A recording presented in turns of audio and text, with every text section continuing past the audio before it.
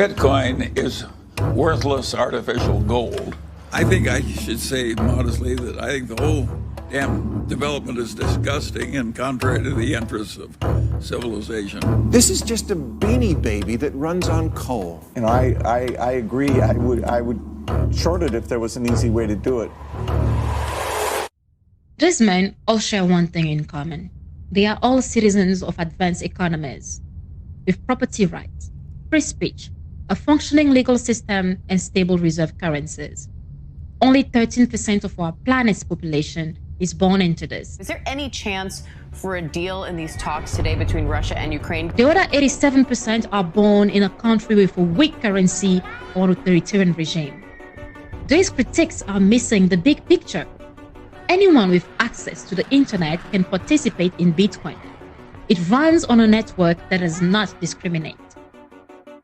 While Western headlines focus on Coinbase going public and tech bros getting fabulously rich, more than double the company's valuation, with there is a revolution happening worldwide. For Gates, Munger, and Buffett, Bitcoin is rat poison squared. The price sits above 50,000 now. Where do you think it's going? But for Ire from Nigeria, Mo from Sudan, and Carl from Ethiopia, Bitcoin is much more. I'm hopeful for Nigeria's future. I've seen Bitcoin's potential firsthand. Bitcoin allowed us to fight SARS, a notorious unit of the Nigerian police with a long record of abuses. In October 2020, I joined the Feminist Coalition, which began accepting donations via Flutterwave, a fintech product. This started off well enough, but then the regime started cracking down. Our bank accounts were shuttered. Bitcoin was the only option left. There was no other way to receive, store, and spend money. This was an eye-opening moment.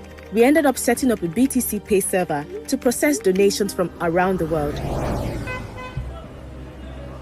But Ire isn't the only one with hope for the future. For Kalkasa in Ethiopia, Bitcoin is about bridging the gap between the upper and lower classes in a corrupt system.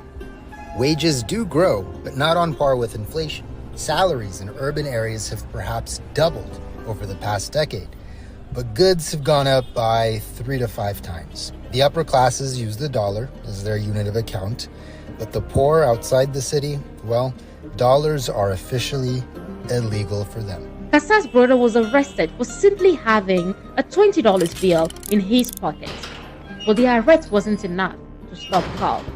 I created a Telegram group where I pay freelancers, graphic designers, and translators based in Ethiopia with Bitcoin.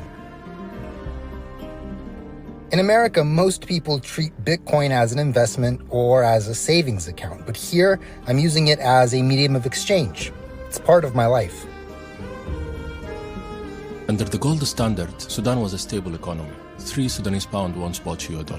There was a successful middle class in Khartoum. But what happened after that in the 1960s and the 70s, and continue to happen until today, is that the central bank is taking over and devaluing the currency. Today the inflation is more than 400%. The average citizen is watching their wages stagnate and the cost of living is rising. While Omar al-Bashir and his cronies managed to accumulate massive wealth in form of real estate and bank accounts in foreign banks.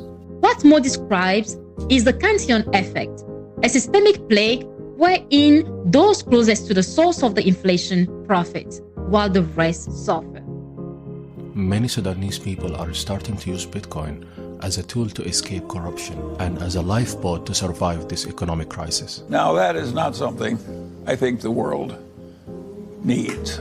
There is something inherently not credible about creating hundreds of billions in virtual wealth with nothing ever actually being accomplished. Bill Gates, Charlie Munger, Warren Buffett, they don't like the technology behind Bitcoin because it's coming to seize a place in the global stage that they used to have just for themselves.